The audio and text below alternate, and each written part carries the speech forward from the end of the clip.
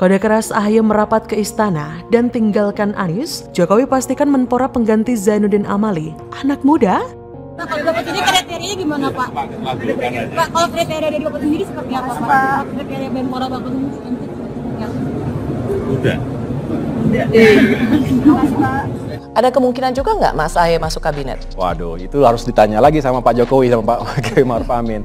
Saya Mbak tentunya berterima kasih kepada harapan masyarakat. Ya, saya tidak ingin berandai-andai. Memang saya juga mendengar banyak spekulasi yang beredar di media massa maupun media sosial.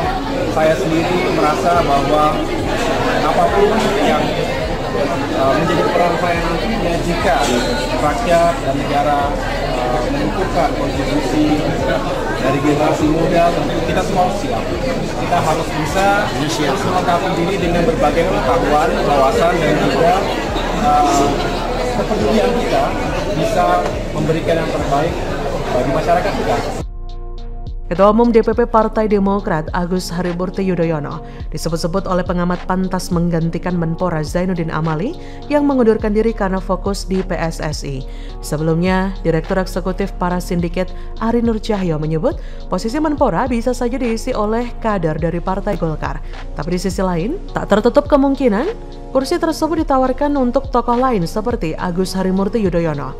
Presiden Jokowi menyebut sosok yang akan menggantikan Zainuddin Amali di kursi Menteri Pemuda dan Olahraga atau Menpora adalah anak muda. Tetapi Jokowi belum mau membeberkan nama calon Menpora yang baru. Jokowi hanya membeberkan kriterianya, yaitu anak muda. Nah, dari prediksi tersebut menurut dia bisa terjadi jika Jokowi tidak memilih kader Golkar, partai asal Zainuddin, yang mengisi kursi Menpora. Dugaan tawaran kursi Menpora kepada AHY itu dilontarkan Ari lantaran Demokrat saat ini belum melakukan deklarasi Anies sebagai capres dalam forum resmi. Belum adanya deklarasi tersebut juga mengesankan posisi Demokrat di koalisi perubahan yang menggantung. Kondisi ini membuat peluang AHY mengisi kursi Menpora semakin terlihat.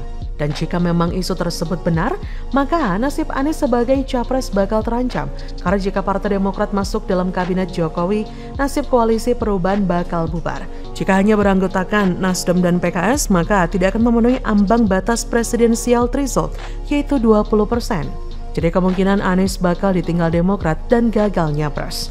Dan Presiden Jokowi sendiri juga belum memutuskan siapa pengganti Zainuddin Amali. Jokowi mengaku belum menerima surat pengunduran diri dari yang bersangkutan. Karena belum adanya surat pengunduran diri, Jokowi belum berbicara banyak mengenai kemungkinan sosok baru yang akan mengisi posisi Menpora.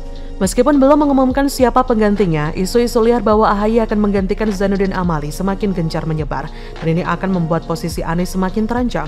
Memang perilaku partai politik negeri ini terasa unik karena lawan dan kawan dalam sebuah event kontestasi tidak bersifat permanen.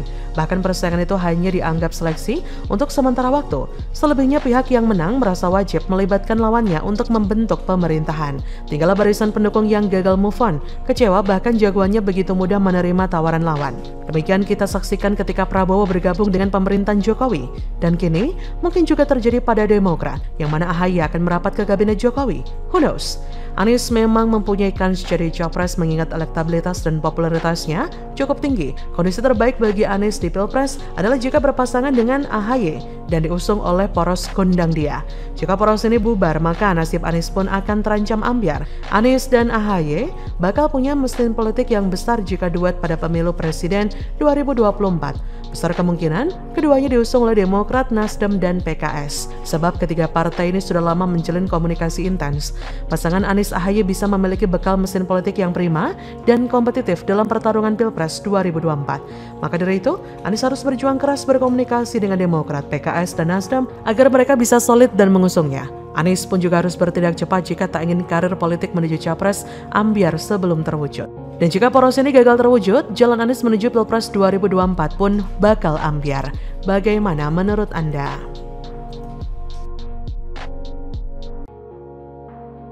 AHY nyinyir utang Jokowi naik, langsung dibalas telak Sri Mulyani. SBY ikut keseret? Sementara itu, defisit anggaran coba ditutupi dengan utang pemerintah.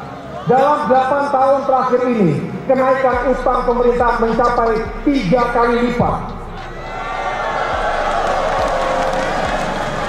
Menurut Kementerian Keuangan, Di awal tahun 2023 ini angkanya mencapai 7.733 triliun rupiah. Kalau kita pakai pola pemikiran seorang AHY atau SBY, kita tidak akan pernah beranjak dari negeri yang sekarang ini. Nggak pernah beranjak menjadi negeri yang maju.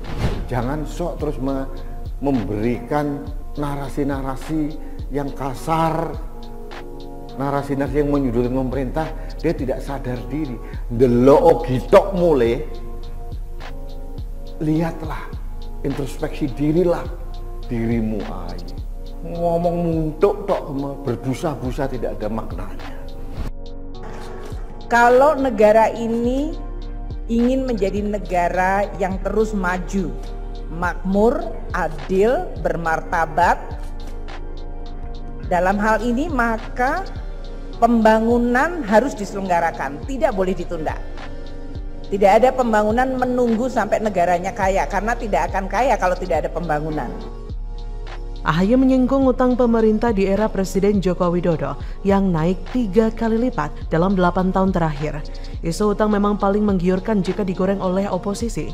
Masyarakat pun sudah terbiasa dengan isu ini. Sudah biasa jika jadi oposisi mengatakan pemerintah hanya bisa membuat utang bertambah terus. Tapi kemudian jika partai ini berada di pemerintahan pastilah melakukan hal yang sama, mirip dengan harga BBM. Begitulah kita sudah terbiasa. Putra Presiden ke-6 ini mengkritik soal utang negara bukan yang pertama kalinya loh. Januari lalu pihaknya mengaitkan utang berdampak negatif pada kondisi perekonomian masyarakat. Juga bawa-bawa wong Chile. Makanya nggak heran jika pemerintah menanggapi hal tersebut. Karena hal itu sudah sering dinyatakan AHY dalam pidato-pidatonya demi mendongkrak namanya serta partainya menjelang 2024. Menyikapi kritikan tersebut, staf khusus Menteri Keuangan Justinus Prastowo menilai kritikan Partai Demokrat terjebak pada angka dan bukan kondisi faktual yang dinamis. Di mana dalam kurun 2015-2019, rasio utang Indonesia dapat dijaga pada level maksimal 30%, di mana saat penerimaan negara melandai dan kebutuhan pembiayaan berbagai belanja publik meningkat untuk mengejar kemajuan, maka utang menjadi salah satu pilihan. Justinus mengakui bahwa ini bukan keniscayaan dan justru menunjukkan tanggung jawab pemerintah yang sekarang diapresiasi sebagai salah satu negara yang berhasil mengatasi pandemi dengan baik. Ya wajar saja kalau baru sekarang berkuar-kuar. Dalam pikirannya mungkin kalau mau cari sensasi jauh-jauh hari dari pesta politik bisa menjadi mubazir dan tidak memberikan efek elektabilitas. Tak selesai sampai di situ saja. Menurut anak buah Sri Mulyani, Ketum Demokrat itu perlu mendapat asupan informasi yang komprehensif soal ini. Kerja keras APBN yang prudent, efisien, dan antisipatif menekan defisit berkonsekuensi pada pembiayaan, yang mana setiap negara itu beda dengan rumah tangga yang menua dan menjadi tak produktif. Negara selalu muda, bahkan makin berumur bisa lebih produktif. Lah terus Mas AHY ini mau negaranya lebih maju dan produktif apa bagaimana? Lawang jelas-jelas slogannya perubahan dan perbaikan. Sementara itu dalam pidatonya AHY juga menyebut Indonesia tengah mengalami banyak ujian. Salah satunya terkait munculnya isu penundaan pemilu 2024 usai terbitnya putusan Pengadilan Negeri Jakarta Pusat beberapa waktu lalu. Isu penundaan pemilu perpanjangan masa jabatan Presiden 3 periode menjadi isu manis yang terus saja disebut-sebut oposisi. Padahal Jokowi sudah bosan dengan tegas mengatakan jika dirinya patuh konstitusi. Isu ini sering disebut oposisi karena ingin membangun opini jika Jokowi merupakan presiden yang haus kekuasaan, ingin menjadi presiden lagi dan sebagainya. Jika masyarakat meyakininya tentu saja oposisi akan beruntung mendapat limpahan suara masyarakat. Tapi sudut pandang kita sebagai masyarakat sudah sangat cerdas loh. Beberapa waktu lalu Presiden Jokowi sudah dicoklit. Jika AHY tidak tahu coklit, itu adalah pencocokan dan penelitian pendataan untuk pemilu, bukan pendataan untuk pencairan bansos. Jadi Presiden Jokowi sekarang sudah resmi masuk sebagai daftar pemilih tetap atau DPT dan akan ikut mencoblos di pemilu nanti. Hal ini menjadi bukti kecil jika tahapan pemilu terus dilakukan dan pemilu 2024 insya Allah akan dilaksanakan. Kita tentu yakin jika pengadilan tinggi nanti akan membuat putusan yang benar-benar melegakan kita semua. Karena jika pemilu ditunda, maka oposisi seolah menjadi pihak pemenang. AHY juga mengkritik keras kebijakan Jokowi terkait dengan food estate dan peraturan pemerintah mengganti undang-undang atau Perpu Cipta Kerja. Terkait food estate, AHY menyebut banyak akademisi pertanian pertanian dan aktivis lingkungan yang mengkritik kebijakan food estate ini. Menurutnya, food estate merupakan program yang hanya mengandalkan ekstensifikasi